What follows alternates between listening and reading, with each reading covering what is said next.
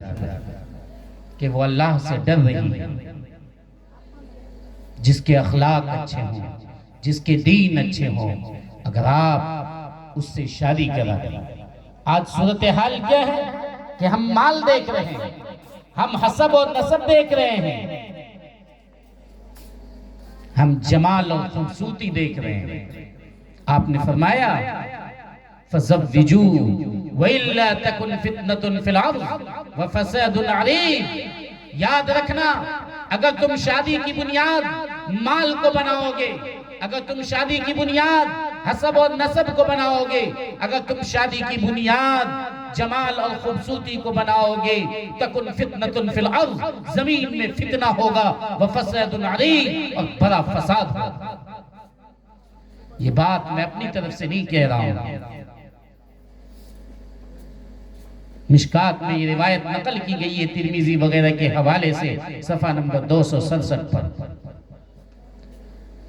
आप अंदाजा लगाइए माल क्या करता है, तुग़यान और सरकशी लाता है, हसब लोगों में तकब्बुर और घमंड पैदा किया करता है, जमाल और खूबसूरती लड़का में हो या लड़की में, वो उसके अंदर घमंड और तकब्बुर पैदा किया करता है। नतीजा ये होता है कि वो फितने का सबब बनता है, लड़ाई का सबब बनता है।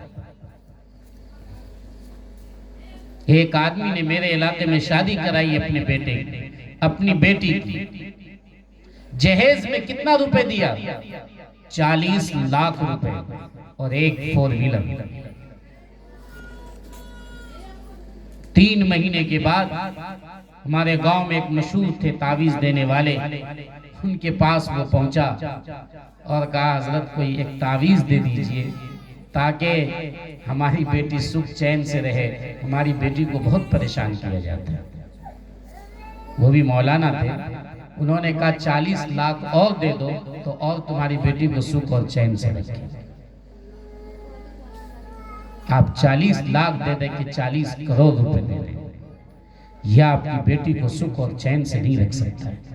आप देखिए रिश्ता जिस लड़के से कर रहे हैं, रिश्ता जिस लड़की से कर रहे हैं, वो लड़का और वो लड़की अच्छा है या नहीं, उसके बोल चाल कैसे हैं, उसके चाल चलन कैसे हैं, रहन सहन कैसा है, उठता बैठता कहाँ है, चोर और चमार के पास, लुच्चे और लफंगा के पास, शराबी और कबाबी के पास, या वो बैठता है अच्छे लोगों के पास, उलमा और सुलहा के पास, नेक लोगों के पास, बूढ़े बाप चचाओं के पास, या वो भागे रहता है लोगों से।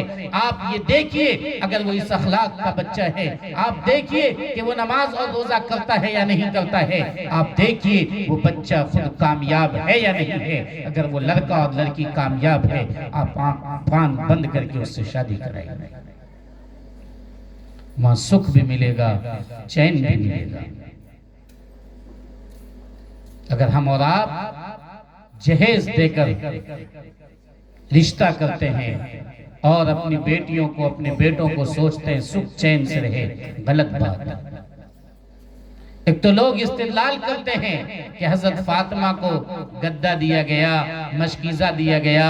उस जमाने में मशकीजा चलता था तो आज फ्रीज देंगे, उस जमाने में गद्दा चलता था तो आज पलंग देंगे। गलत बात है। हजरत फातिमा रज़ी अल्लाह तआला अन्हा को कुछ भी नहीं दिया गया,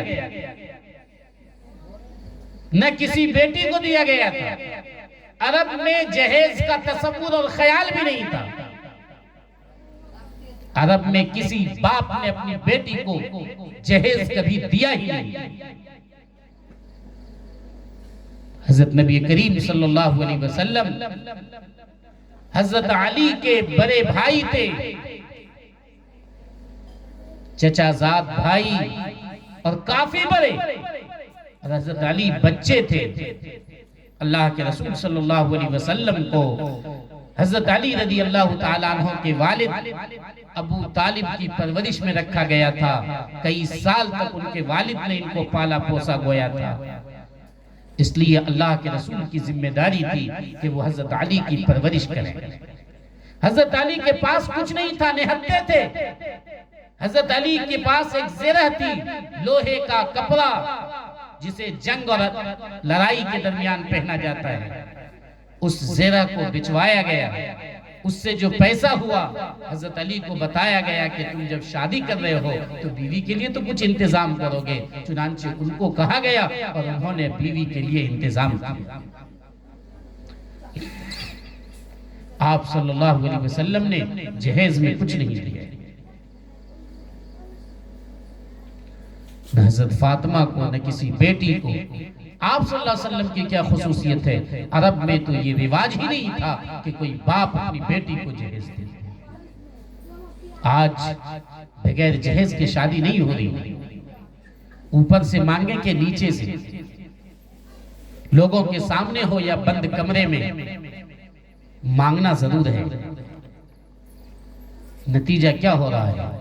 नतीजा ये हो रहा है इन आज़मन निकाही बरकतन ऐसरुहु मऊनतन। जिस निकाह में जितना ज्यादा खर्चा हो रहा है उस निकाह से बरकत उतनी जल्दी खत्म हो रही है।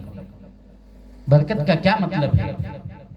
उलमा जानते हैं हर जगह बरकत का मतलब अलग अलग होता है।